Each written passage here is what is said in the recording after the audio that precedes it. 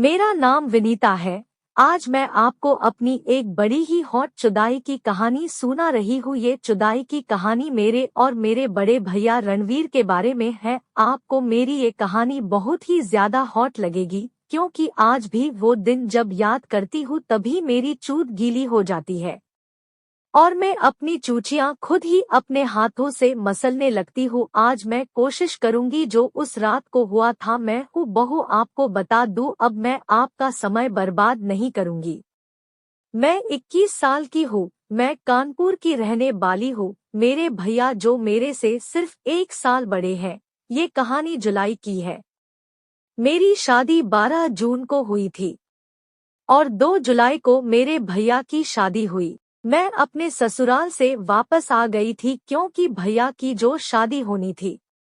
दोस्तों पर मेरी चूत को लंड की आदत हो गई थी, क्योंकि शादी के बाद थोड़े दिनों तक ही ससुराल में रही थी तो खूब चुदी थी। पर जब मैं अपने मायके आई तो मुझे अपने पति का लंड याद आने लगा था।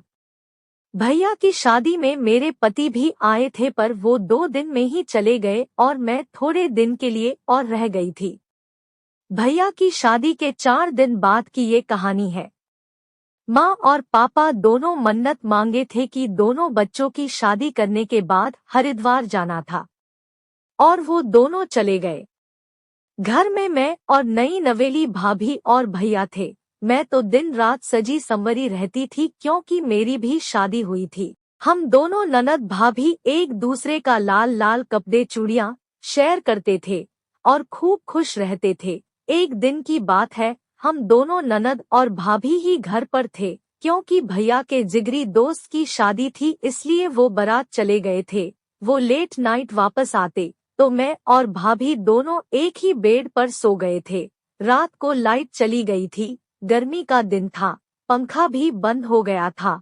भाभी ज्यादा कोमल है क्योंकि वो दिल्ली की रहने वाली है। वो हमेशा एयर कंडीशन में रहने वाली है। यहाँ पंखा भी चलना बंद हो गया था, इसलिए वो इधर उधर घूमने लगी और मेरी नींद कब लग गई पता ही नहीं चला। अचानक मेरे होंठों को कोई जोर से चूमने लगा और मेरी चूचियों को दबाने लगा। मैंने देखा तो भैया थे। उनके मुंह से शराब की बदबू आ रही थी। मैं कुछ बोलना चाही पर उन्होंने मेरा मुंह दबा दिया जोर से और बोले कि विनीता सुन लेगी। मैं समझ गई कि वो भाभी समझकर मेरी चूचियों को दबा रहे थे और किश कर रहे थे। असल में हम दोनों दुल्हन की तरह ही थे, लाल लाल साड़ी में, ऊपर से बिजली नहीं थी, इस वजह से वो मुझे पहचान नहीं पाए और वो मेरे ब्लाउज के हुक को खोल दिए और मेरी चूचियों को दबाने लगे। मैंने कहा, ये क्या कर रहे हो? आपने शराब पी है? उन्होंने मेरा मुंह फिर से दबा दिया। वो काफी ज्यादा नशे में थे। वो काफी मजबूत थे, इसलिए मैं उनको रोक नहीं पाई और देखते ही देखते उन्होंने मेरी साड़ी ऊपर कर दी और पेंटी उतार दी। अब दोस्तों सच बताऊं, मुझे भी अच्छा लगने लगा क्योंकि मैं खुद भी लंड की प्यासी थी। मैं चुपचाप हो गई और उन्होंने अपना लंड निकाला और मेरी चूत के ऊपर रखा और जोर से पेल दिए। मैं छटपटा गई क्योंकि भैया का लंड मेरे पति के लंड से ज्यादा मोटा और लंबा महसूस हो रहा था। मेरे मुंह से चीख निकल गई। उन्होंने फिर से मेरे मुंह को बंद कर दिया और बोले, साली तुमको समझ नहीं आ रहा है? मेरी बहन को पता चल जाएगा। वो आंगन में सोई हुई है। मैं समझ गई कि भाभी आंगन में सोई है। लाइट जाने की वजह से मैं चुपचाप हो गई और लंड का मजा लेने लगी। मैंने अपनी ब्रा का हुक खोल दिया और मैंने अपनी चूचियां अपने भाई के मुंह से लगा दी। वो मेरी चूचियों को अपने दांतों से काट रहे थे और मसल रहे थे। मैं 7वें आसमान में थी। मेरे शरीर का रोम रोम खड़ा हो गया था। मैं अपने आप को भाई के हवाले कर चुकी थी और चुदाई का मजा ले रही थी। भैया जोर जोर से धक्का लगा रहे थे। मैं भी अपनी गांड उठा उठा कर लंड पेलवा रही थी। मेरी चूत काफी गीली हो गई थी। चूचियां तन गई थी।